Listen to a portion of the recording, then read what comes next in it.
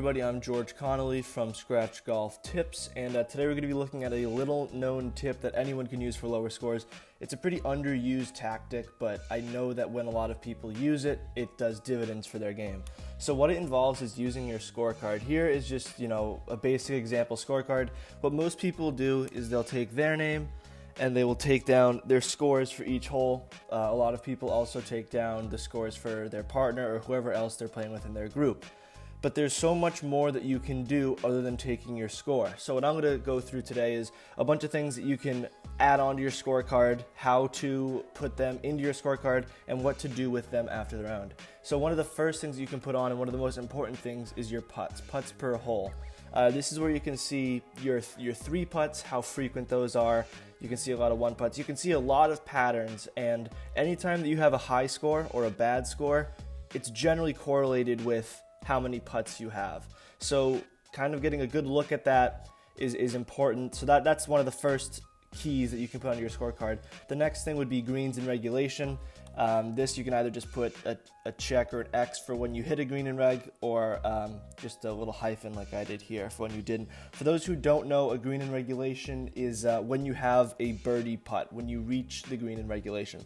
So if you're on a par 3 and you hit the green on your tee shot and you have a putt for birdie, that's a green in reg. On a par 4, if you hit a drive, you hit an approach shot onto the green, you have a birdie putt, that's a green in reg, and so on for the par 5. Greens in reg, it's a great indicator of ball striking usually. If your irons and driver and woods aren't playing well, you're not going to hit a lot of greens in regulation, and then you're forced into scrambling and chipping, which I'll talk about later on in the video. So knowing your greens in reg, knowing the percentage of greens that you hit in regulation is key, and once again, I'll talk about the analysis of these right after I go through all of them, but greens in reg is a big one. Similar to greens in reg is your fairways hit. You can do a check mark or a hyphen on these. There's only 14 on most courses. There's only 14 fairways you can hit because you don't count par 3s here. What some people do, and I would recommend this, is when they miss a fairway, they put an L or an R if they're missing a fairway left or if they're missing a fairway right. I didn't do it on this example, but this gives you a good idea of maybe if you hit a slice, if that slice is consistently missing right, maybe you're overcompensating for a slice missing left. Same with a hook. So putting your fairways in there. Fairways are also, it's hard to get a lot of greens in reg and a lot of good scores if you're constantly missing fairways. You can look at a bunch of guys on tour. Phil Mickelson's been struggling recently because he's hitting a really low amount of fairways. Well, you have some stars of the game. Francesco Molinari, for example, he misses very few fairways. I think he hit almost 80% of fairways hit at Augusta, and although he didn't win, he was at the top of the leaderboard. So fairways hit, you can also add your misses in there. There are other statistics that you can take. The 3 that I just showed you are some of the most important ones, but you can also put things like clubs used. On your tee shots, you can maybe put down, I used a driver, and then you can go to your fairway section of your stats, and you can see if that driver missed left or right. What this is really important for is if you're a member at a course, or if you frequently play at a specific course, writing that kind of stuff down and seeing what clubs work and what don't can really allow you to perfect your club selection as you play that course and as you play better.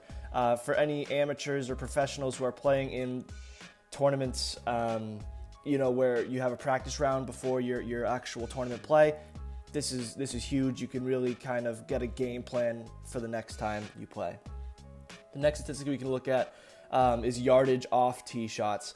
Or yardage of the tee shots. This, you don't need an exact number, but if you have a rangefinder and you know your total, all you have to do is just subtract what you have left to the pins and subtract that by the total. That's how you get your yardage. This is more a way to see maybe how your driver is performing, how your 3-wood is performing. Because what I've seen out of a lot of amateurs is a lot of them will maybe hit a driver 230 yards, for example, and their 3-wood will go 210, 215. And their 3-wood's much more accurate. That's only 15 yards that you're giving up there, and your driver may be much more inaccurate. Driver isn't always the best play, especially on some narrow holes. So looking at that yardage of tee shots and seeing where all of your different teeing clubs, maybe a driving iron hybrid, 3-wood driver, where they all compare yardage-wise, that's a great way to see and make a proper club selection. Next one, penalty strokes. They can obviously ruin a round, as many of us know. So just writing down where you get a penalty stroke on each hole, maybe, once again, if you're playing a course a couple of times, you can write down where that penalty stroke was incurred. So maybe 15th hole, front left, pond. You can write that down as an example and just know to play against those penalty strokes next time. Sand shots, you can also write down your up and downs out of the sand or sand saves. So whenever you get into a bunker, you can also write down what bunker it was, how the sand was. These are all very detailed things, but if you're looking to elevate your game, you need to be detailed. You can't kind of just take a guess and a wild hack. So writing down stuff like sand shots and chips, how many chips you have. If you don't have a green and reg, hopefully you'll have a chip or a sand shot towards the green. Then an up and down gives you par, up and 2 gives you a bogey. But writing all this stuff down and tracking it down is very good for an after round analysis. So what do you do in an after round analysis? The first thing you can do is, once you've been doing this for a couple of rounds, you can compare stats to your prior rounds. Say, your first round that you played, you hit 33% of fairways. You hit 1 in every 3 fairway. And then you try to do something a little bit different with your swing. Maybe you tried to keep your arms a little bit closer to the body, keep the club shaft shallow, and then you hit 55% of your fairways. That's from just that comparison, you can tell that those tweaks that you made were very beneficial in your fairways hit. So making those comparisons, you can do this across putting. Maybe you're looking at a new grip, you have a new putter, all that stuff. That comparison can fuel change, and it can also focus your practice as you continue to try and grow in the game of golf. As I said earlier, you can adjust a lot of your club selections. If you're writing down driver, 3-wood, all of your club selections, you can see what worked and what didn't. And then once again, you can go out onto the range before a round or maybe just in a solo practice session, and you can work on the clubs that you think need work. And finally, you can, as I just said, you can know what to work on. If you're playing good golf, you're hitting a lot of greens in regulation, but you're still scoring very high, it's a direct result of poor putting. And you can see that in how many 2 and 3 putts you have, even a 4 putt on some long lags. So you can know what to work on by seeing these stats, recording them, and looking into them. Say you have some pretty high scores, but you're putting very well. This could be poor irons, poor drivers. It's really hard to dissect where you're going wrong if you're not paying attention to where you're going wrong. The best way to pay attention to where you're going wrong is by taking these statistics on your scorecard or in a little pad and then employing all that information into an after round analysis. As I said earlier, on a scorecard, there's usually, I'm going to go back to it. On a scorecard, you usually have these 4 white parts right up here, right down here, and then there may be some under it.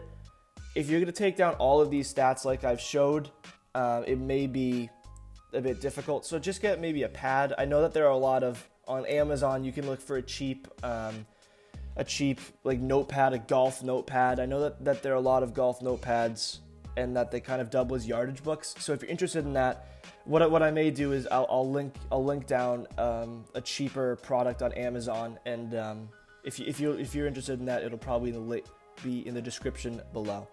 That's all I have for you guys. Thank you very much for watching. In the bottom left corner of your screen, you can see the subscription button. If you'd like to subscribe, we're posting about twice a week. A lot of golf content. It is golf season's in full swing. We are in May. So if you're trying to get better this season, maybe trying to take some money off your buddies, subscribe to the channel. There's another recommended video. YouTube actually recommended that video directly for you. That's in the bottom right. So click on that if you're interested. Thank you very much for watching. Play well and take care.